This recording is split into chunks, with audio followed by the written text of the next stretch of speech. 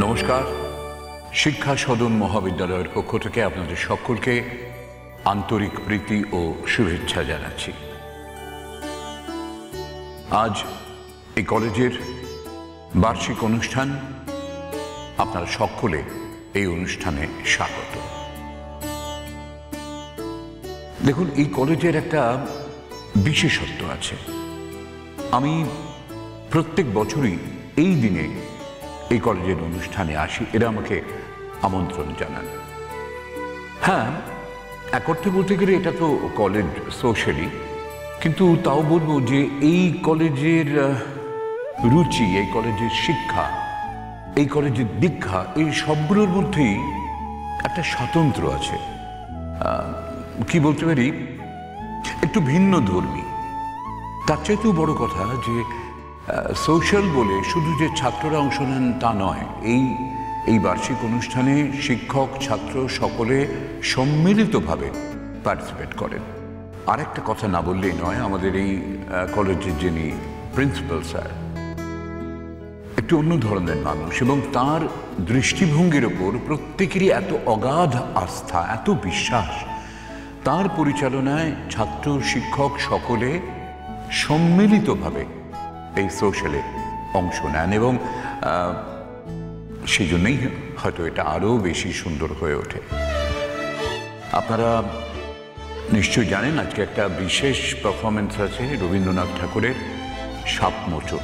আজকে এখানে আমরা দেখব নির্বাচিত অংশ। তার আগে আরেকটা কাজ করা বাকি। প্রত্যেক বছরেরই প্রথা মতো এই কলেজে খুব সম্প্রতি জয়েন করেছেন এরকম দুজন শিক্ষক শিক্ষিকা। আগে তাদের দুজনের সঙ্গে আপনাদের পরিচয় করিয়ে দিই। একজন হলেন সুরত ভৌমিক। আমি সুরত ভৌমিককে মঞ্চে আসার জন্য অনুরোধ করছি।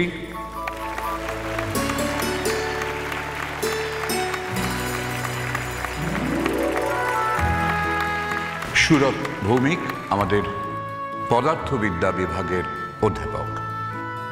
আরেকজন হচ্ছেন দোয়েল পাখি মুখোপাধ্যায়। মঞ্চে আসবেন দোয়েল পাখি।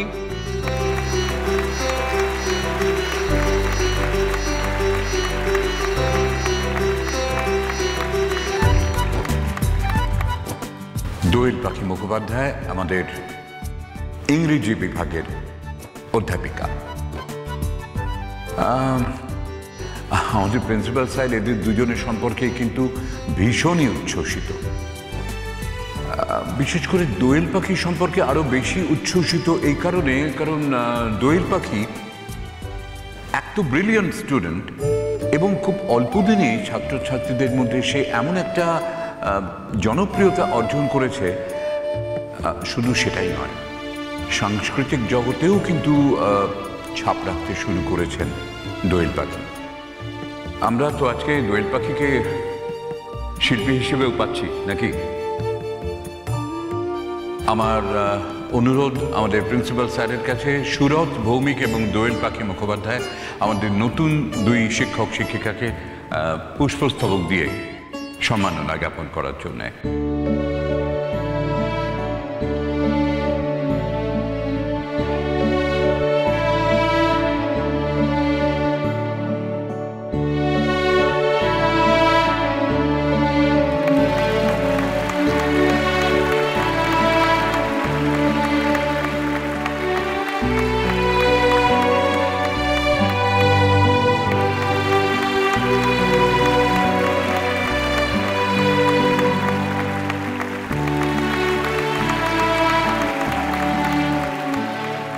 ধন্যবাদ। আপনারা এবারে চলে যান। আপনি স্যার যাবেন না। আসলে আমরা অধীর আগ্রহে অপেক্ষা করছি মূল অনুষ্ঠানের জন্যে। আরেকটা ছোট্ট বক্তব্য আছে। আমাদের এই কলেজের প্রিন্সিপাল শ্রী সোমনাথ সেনগুপ্ত, মূল অনুষ্ঠান শুরু করার আগে আমি তাকে একটু মঞ্চে ডাকবো, এবং তার কিছু বক্তব্য আমরা আজকে নিশ্চয়ই শুনে নেব। শ্রী সোমনাথ সেনগুপ্ত। শুনছো? সাজির কিরকম প্রশংসা করছে দেখেছো? সাজির কিরকম প্রশংসা করছে দেখেছো? ট্রেনিংটা কে দিয়েছে সেটা দেখো। ও, তুমি ট্রেনিং দিয়েছো? আর আমি একবারে হাওয়ায় উড়ে গেছি। না, সবচেয়ে বড় কথা হচ্ছে আমাদের মেয়ে গান গাইবে, আমাদের মেয়ে গান গাইবে। গানটা কোত্থেকে পেয়েছে সেটা আগে ভাবো। তুমি আমার সুর তোমার শুনি তো যথেষ্ট ভালো গায়। আমি ভাবছি কি ভাবছো? আমিও আজকে গাইবো। না, আমি বারণ করছি কিন্তু। না একদম না। যারা এরকম একটা অনুষ্ঠানে গান না গেয়ে কিরকম লাগছে? আমি বারণ করছি কিন্তু, তুমি গাইবে না। আমি গান না গেয়ে থাকতে পারছি না। সেটা তোমার সমস্যা। গুনগুন, ওই দেখো কি বলছে তোমার বাবা। কি হয়েছে বাবার? না এরকম একটা অনুষ্ঠানে গান গাইতে ইচ্ছে করবে না? চলো না। তুমি গান গাইবে? মানে তুমি আজকে এখানে তুমি গান গাইবে? আমরা বলি ওই অর্জুন ছেলেটাকে গিয়ে বলি।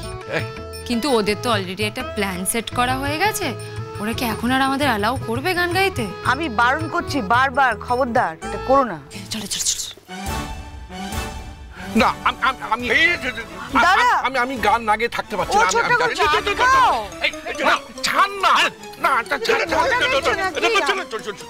হাত থেকে তীর বেরিয়ে গেল। তুমি বসে বসে দেখছো কেন আমি বুঝতে পারছি। কি করবো, আটকাতে চাইলাম তো, বেরিয়ে গেলাম, কি করবো? এ বাবা, এখানে গান গাইতে চলে।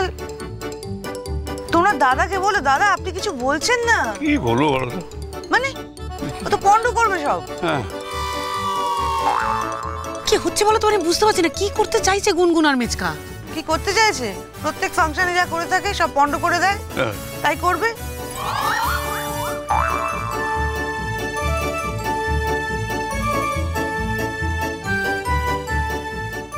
অনেকদিন গান বাজনা হয় না, বুঝতে পেরেছো? সে কি আর বুঝি না বাবা?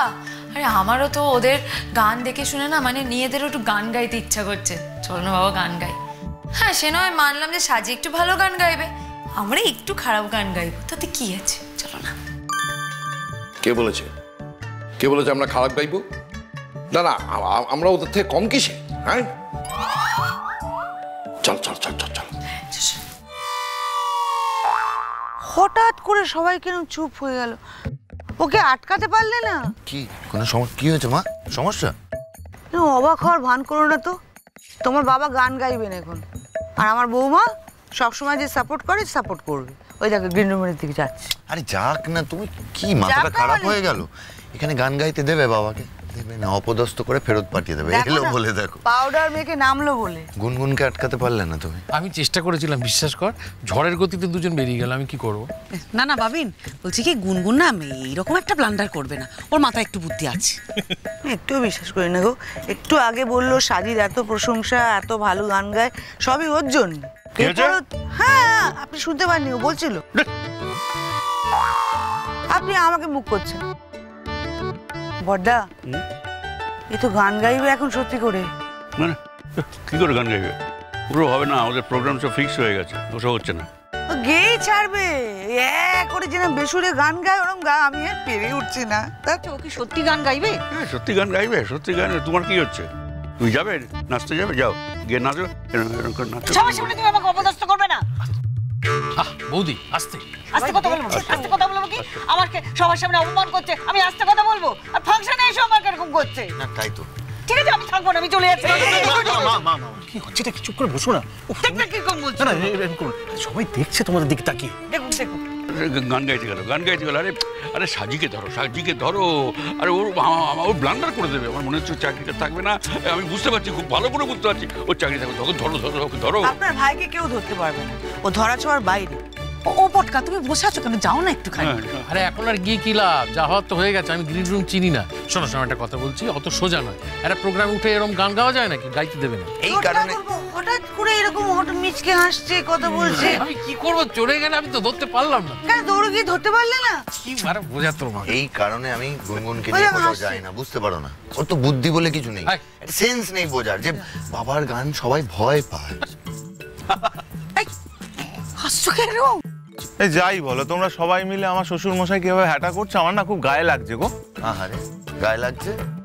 এরপরে আরো গায়ে লাগবে। শ্বশুর প্রীতি। হ্যাঁ, ইট পাটকেল যখন পড়বে আমাদের গায়ে, আমরা পালাবো। আমাদের না পালাতে পারবো না, ওদের ফেলে তো পালাতে পারবো না। ফেলেই পালাবো, আর বাঁচাতে গিয়ে আমরাও আহত। আগে পালাবে ও। সবার আগে কে পালাবে বলতো? রূপাঞ্জন সবার আগে। এইভাবে বলতে পারলে তো তুমি? হ্যাঁ, এতদিনে আমাদের এই সম্পর্ক, এই ভালোবাসার এই দাম দিলে তুমি? হ্যাঁ ছি ছি ছি ছি। আস্তে রূপাঞ্জন, জ্যাঠাই আছে না, খুব ভালোবাসা দেখাচ্ছ তুমি। আমাদের বাড়িতে না বড়দের সামনে এ সমস্ত চলে না, বুঝলে? ভালো। তোমাদের বাড়িতে কি কি চলে না চলে না একটা লিস্ট করে দেবে আমার, ফর্দটা আমি পকেটে রাখবো, ঠিক আছে? দেখবো আর ঠিক করে নেবো কোনটা বলতে হবে কোনটা বলতে চুপ হবে। করো তো, শুনতে দাও। তুমি চুপ করো, বগর আমি বগর। গান শুনবো এখন। উপস্থিত সমস্ত অতিথি অভ্যাগতগণকে আমি আমার পক্ষ থেকে জানাই সাদর অভ্যর্থনা। আমি এই কলেজের অধ্যক্ষ। আপনারা প্রতি বছর যারা আমাদের সাংস্কৃতিক অনুষ্ঠানে আসেন তারা জানেন, এবং যারাই প্রথমবার এলেন তাদের অবগতির জন্য জানাই যে এই কলেজের দায় দায়িত্ব সব আমি পালন করে থাকি। তবে এই যে নানা রকম কথা শোনা যায় যে শিক্ষার পরিবেশ খারাপ হয়ে যাচ্ছে, আমি কিন্তু সেটা মানি না। আমার ছাত্রছাত্রীদের প্রতি আমার কোনো অভিযোগ নেই, আমার টিচারদের প্রতিও আমার কোনো অভিযোগ নেই, আর আমার দৃঢ় বিশ্বাস আমার প্রতিও ওদের তেমন কোনো অভিযোগ হয়তো নেই।